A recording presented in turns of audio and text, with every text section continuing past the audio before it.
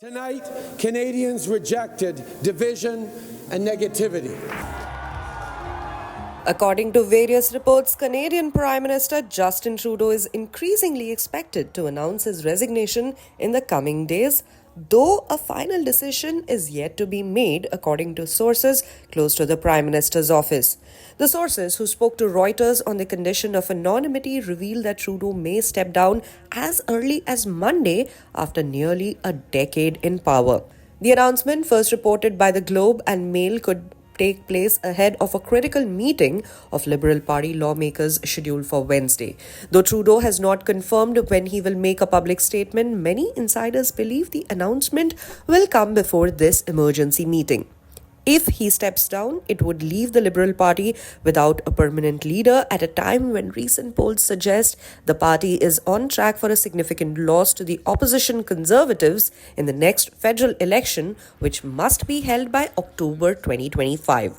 While the Prime Minister's office declined to comment outside of regular business hours, Trudeau's publicly scheduled activities for Monday indicate he will take part in a virtual cabinet meeting focused on Canada-United States relations. It remains unclear whether Trudeau would leave immediately or stay on as Prime Minister until a new leader is selected, which could create additional uncertainty within the party as it prepares for upcoming elections. 53-year-old Trudeau has faced increasing calls from within his party to resign, especially as a series of dismal opinion polls have raised alarm among Liberal parliamentarians.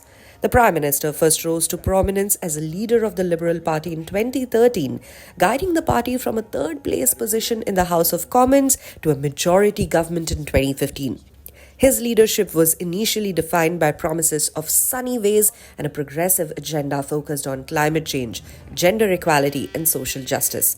However, public support has waned in recent years as the realities of governance set in, particularly during the challenges of the COVID-19 pandemic and subsequent economic fallout. Despite previous attempts to remain resilient in the face of mounting dissatisfaction, Trudeau has been increasingly unable to fend off criticism, especially following his handling of key issues like the economy and immigration policy.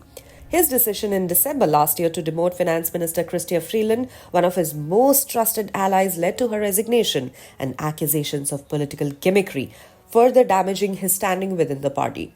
Freeland's resignation was a significant blow as she had been an influential figure in the Liberal government's economic strategy, particularly in response to the global trade tensions under US President Donald Trump. When Trudeau follows through with his resignation, the Liberal Party will face significant uncertainty regarding both interim leadership and the future direction of his party. Sources indicate that Dominic LeBlanc, a close ally of Trudeau, could be considered as a potential interim leader. However, LeBlanc's own aspirations to eventually run for the permanent leadership could complicate this move. Mr. Speaker, I want to start by thanking the Opposition House Leader for his heartfelt congratulations on my new role. I want to tell him, Mr. Speaker, and all Canadians, that our government is very proud of the fall economic statement that we made public yesterday. Mr. Speaker, the fall economic statement speaks to growth in the Canadian economy. It speaks to supporting Canadians with serious affordability challenges. It speaks to a declining debt to GDP ratio, the best in the G7. And Mr. Speaker, we haven't finished supporting Canadians, something the Conservatives aren't interested in doing. One of the most talked about successors within the party is Mark Carney, the former governor of the Bank of Canada and the Bank of England. Carney has expressed interest in entering politics and is seen as a strong contender for the leadership when Trudeau steps down. Carney's experience on the global stage and his focus on economic issues could appeal to Liberals seeking a fresh direction. The growing discontent within the Liberal Party has been matched by an increasing criticism from opposition parties. The New Democratic Party, that is the NDP, which has historically supported the Liberal government on key issues, has publicly called for Trudeau's resignation time and again, further eroding the Prime Minister's ability to maintain a fragile majority in the Parliament. The NDP's decision to withdraw its support would lead to a no-confidence vote, which would again trigger an early election. People are right to be angry. They've got a Prime Minister who's more interested in protecting his own job than defending Canadians against Trump. We've got a Prime Minister who's failed to defend workers from rich CEOs that the Conservatives love, who continue to rip off Canadians and drive up the cost of food and homes. The Prime Minister has failed. For New Democrats, it's always workers first and not CEOs. And not CEOs who the Conservatives want to defend.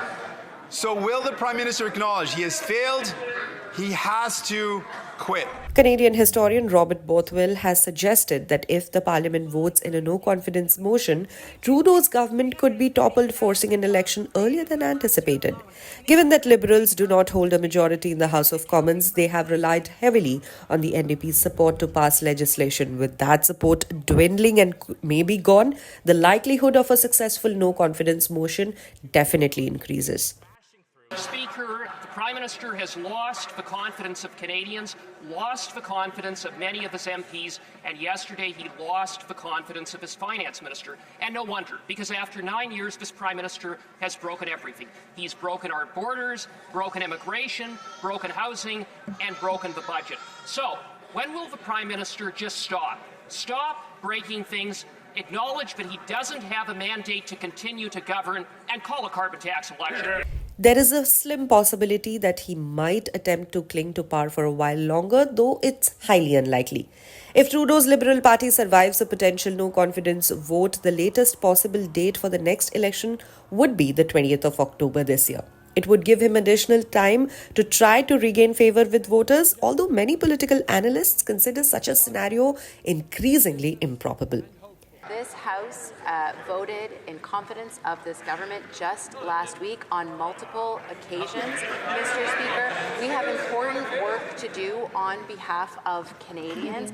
We have a very important relationship to manage with the United States at a pivotal time, Mr. Speaker, and that is exactly what this government is focused on doing. The accelerated capital cost allowance will ensure that Canadian businesses stay on this side of the border, stay in Canada, that our creation of jobs will continue to increase. 330,000 jobs were created in the last year alone, and these are good-paying jobs, Mr. Speaker. Even accounting for inflation, salaries have risen by 5%, the highest in the G7, Mr. Speaker. We're ensuring that Canadians bring home stronger paychecks and better jobs. As Canada watches for an official announcement, Trudeau's next steps will significantly shape the political landscape of the country.